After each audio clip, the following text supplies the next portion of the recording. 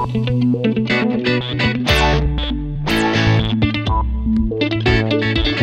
araw po, Chief.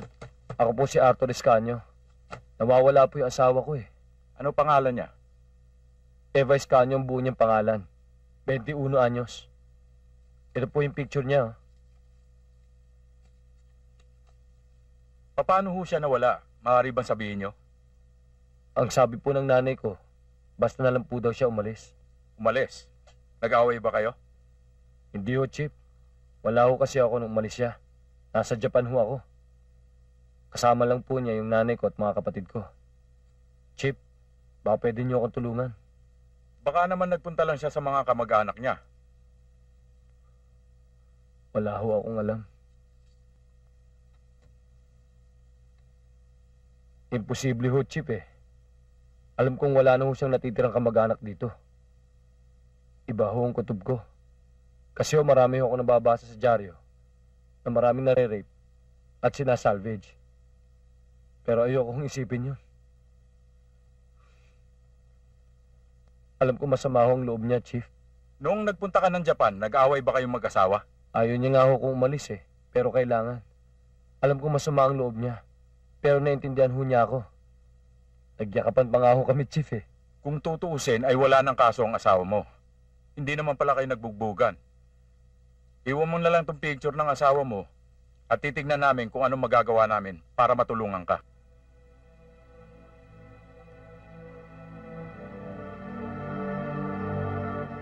Ano pare? Hindi ka talaga namin iniwan ha? Pati asawa ko kinaray ko na para damayan ka. Laban natin to. Sa Japan, tayo nagsisilbi sa mga customers. Pero dito, ikaw ang pagsisilbihan namin, pare. Oh. Oh, toast. Ah. Oh, pare. Pare, naalala niyo ba yung halaman na madalas kong lasingin? Alin? Yung tinatapunan mo ng alak para dumami yung komisyon sa Oo, yun nga. Buti pa ito si Ricky, ang daming pera eh. Ako kasi, baldas ako eh. Bulagsak ako sa pera, pare. Hindi ako marunong humawak ng pera. Utak lang yan, pare. May hinuhulugan akong taxi, sabay yayayain ko kayo ni Arthur na magtayo ng tapsilogan. Kung ako, pare, wala talaga akong kapera-pera. Bahala na, siya na lang. Sandali ah. Arthur, pare. Sabi ko, yayayain ko kayo ni Victor na magtapsilogan. Naririnig ko, Ricky. Pero talagang ayaw pumasok sa utak ko eh. Yung mga perang kinita ko galing sa Japan, itatabi ko na lang yan. Itatime deposit ko. Para pagdating ni Eva, matubad ko yung mga pangako ko na mailipat siya ng tirahan. Pare, alam mo pare, naintindihan ka namin. Talagang ganyan ang buhay. Nangyari na yan eh. Ha? Lakasan mo loob mo. Hay nako. Alam mo, kung talagang mahal ka ng asawa mo, babalik sa'yo yun. Yun nga masakit eh. Ang hirap pa nito. Hindi ko alam kung paano ko hahanapin ang asawa ko.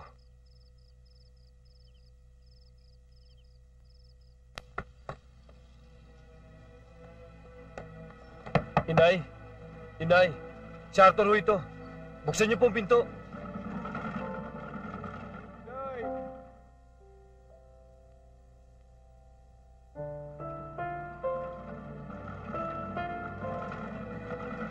Umalis ka na rin. Gayahin mo ang asawa mo. Magsama kayo. Total siya lang naman ang mahalaga para sa'yo eh. Matitiis mo naman kami ng kapatid mo eh.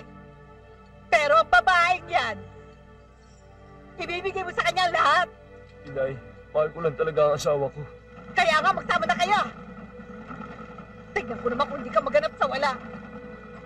Umalis ka na. Ayaw na kitang makita. Inay, mag-usap po tayo ng maayos. Para ano pa? Hindi naman kami mahalaga sa iyo eh. Iupon mo lahat ang pera mong kinita mo dyan sa babaeng yan. Kala mo siguro, patay gutom akong aasa sa'yo? Umalis ka na! Pare, yun ba? Walang kaso yun. welcome ka sa bahay ko. Maupo ka, pare. Salamat, ha. Pare, nung umalis ka ba sa inyo, hinanap ka ng pamilya mo? Alin? Nung naglayas ako? Sa dami namin magkakapatid, natuwa pa tatay ko. Siyempre, nabawasan sila ng palamunin. Sigurado ako, pag nalaman nilang nagjajapan ako, siyempre hanapin nila ako. Akala nila marami kong pera. Pero hindi nila alam, ang dali kong gumastos ng pera. Tinakwil na ako ng pamilya ko. Kaya kinalimutan ko na rin sila. Pare, tama na yung drama. Ikaw talaga, oh.